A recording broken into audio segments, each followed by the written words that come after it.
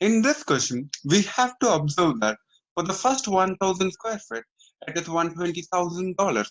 So which means this is the base price of this plot.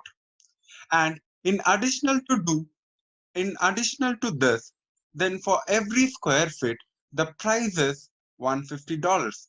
And if X represents the total square feet, then the cost that Sam has to pay for the additional square feet would be 150 times X minus 1000.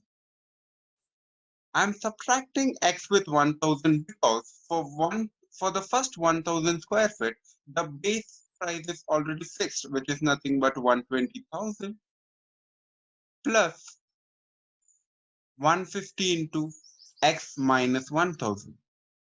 And this is what is the cost of the plot which Sam has to purchase. And since they have given the P represents the price of the plot in thousands, so that is the reason I have to divide the entire equation with 1000. So that will give me the final answer as 120 plus 150 divided by 1000 would be 0.15 times X minus 1000. So which means option D should be the answer for this question.